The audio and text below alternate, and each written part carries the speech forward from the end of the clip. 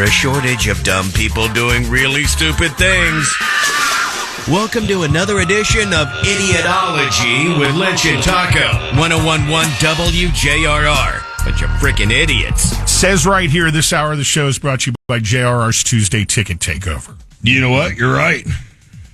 JRR Instagram. If you're not following us, man, we tell you all the time. It's at 1011 WJRR. Your chance today to win Ice Night Kills tickets. Friday nights, Hard Rock Live. You want to be there? Go look at that Instagram post. Do as instructed. It'll take you all of about, 15 seconds. Again, at 1011 WJRR. And the cool part is they pick multiple winners. So one of them could be you. And as long as you get it done before midnight, you'll be qualified. Yeah. Okay. All right. So you hate when this happens. Your flight lands. You go over to baggage claim to pick up your baggage, and no bag. Where the hell's my bag? All been there. Yep. And if you haven't been, consider yourself lucky. Oh, God. This was a situation for a traveler who had just flown back to his hometown of L.A. on Friday. He's standing there at the baggage claim, no bag. So he says, put an air tag in it. Let me take a look here. Air tag shows that the bag is at the airport and moving away rapidly from airport property. Mm-hmm. So someone scooped up his bag before he got over to baggage claim and took off with it. No problem. Let's get the police involved. Police tracked the bag via the air tag to an abandoned building about a half mile off of airport property. It was all boarded up and whatnot. Well, we've learned in the past, definitely get the police involved. Remember the one lady who tried doing it herself and was like, are you out of your mind? So the cop goes inside the abandoned building that's all boarded up and shines a flashlight in, and all of a sudden there's a flurry of activity. Several people inside, including an individual who's wearing some of the dude's clothes that were in the bag. Damn, already got him on. Yes. And the rest of the stuff, the contents of the bag, were strewn all about the building. The guy ended up collecting about 90% of what was in the bag. And the investigation continues because it looks like there might be a little more to this. This might be a little organized group of scumbags. It's a ring, huh? Yeah, who found this abandoned building right conveniently near the airport where they could just disappear quickly with stolen luggage and start rooting through it for good stuff. Do you actually take the clothes that guy had on and wear them again? No, not a chance in hell. Nah. No way, man. I ran into the predicament over the weekend where I was washing brand new underwear, and I almost didn't wash them until I remembered us talking about it on the air and doing it as a topic, actually. Yeah. I think about all the different dyes and everything that are in the clothing, so you should always wash them when they're coming straight from the store. Yeah. Yeah, if that guy had on my clothes, they're gone. Burn them. God. That's the worst when you lose a bag, and especially if it's at OIA. Because, if you have to go back and get it, then you got it. That drive is a pain in the ass now. Unless you live right over by the airport, it's convenient to no one. Yeah. It's just... We'll say it again. When somebody asks you if they, are you going to ask somebody to take you to the airport? Don't. Dude... They don't want to take you to the airport. I'll do you one. No, it's the same thing as moving. Will you help me move? It's the same answer. No. I know where I have a wedding to go to early next year. And I've already started looking into whether or not I can fly out of anywhere except OIA.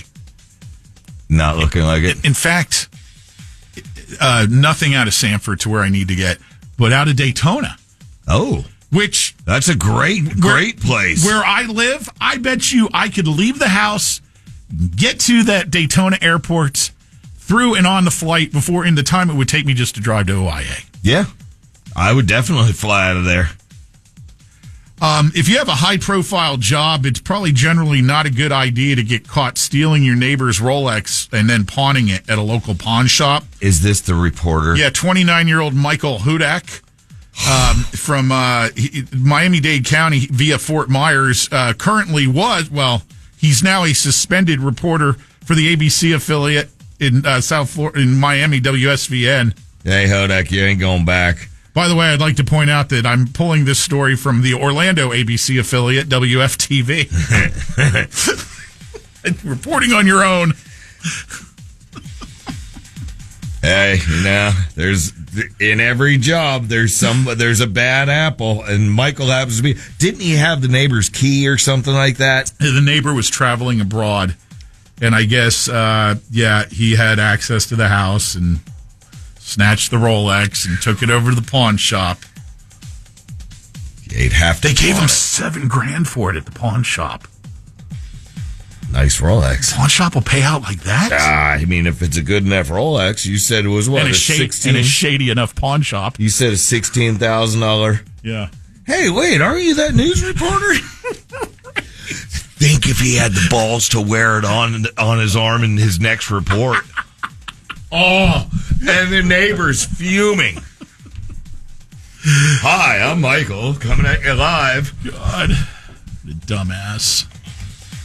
Especially if he was like, not the reporter, but the meteorologist, and he is like, "Hey, it's Mr. Sunshine coming at you," and he's pointing to the green screen, right, with the Rolex arm. Yeah, I think Michael needs to prepare for an alternative route in his career plans. Oh, there is definitely a "We wish Michael the best in his future endeavors" email going out soon. Right.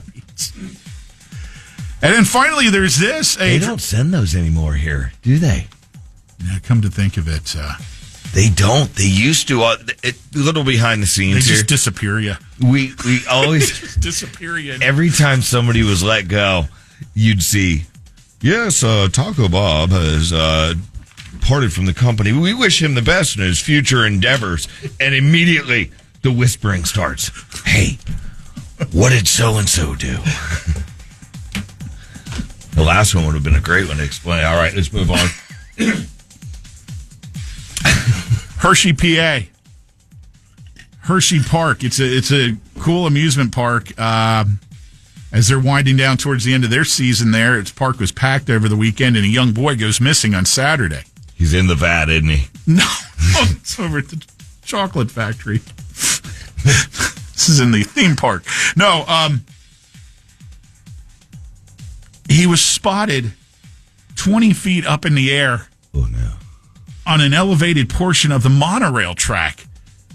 He somehow had accessed this, got in onto the track, and is out walking. They spot him, and everybody's like freaking out. Oh, my God, because they had announced in the park that there was a kid missing, and one dude actually managed to climb up on the roof of a nearby building to access the track and get the kid down. Kind of like the dad instincts kicked in, and then it was just trying to figure things out and how to get up there as fast as possible. Absolute relief, and even I could feel it in him, the relief, as soon as he got into my arms, and thank goodness he came straight into my arms, and it went nice and simply in that sense. They reached out to me this morning, so we were able to talk. Obviously a lot of thanks and everything. And the video footage of this on our Facebook page. You have a young kid. First off, as you described, Taco, even if you just lose sight of that kid for a second, you get that feeling you just cannot describe. Uh-huh. And then this, holy crap.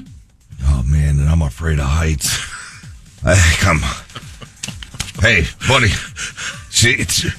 you should rescue that little kid up there. Dad! He's even calling you Dad. Fight or flight, Bob. I'm not going up there. He's looking at you yelling, Dad, come on, go help the kid. Orlando's Rock.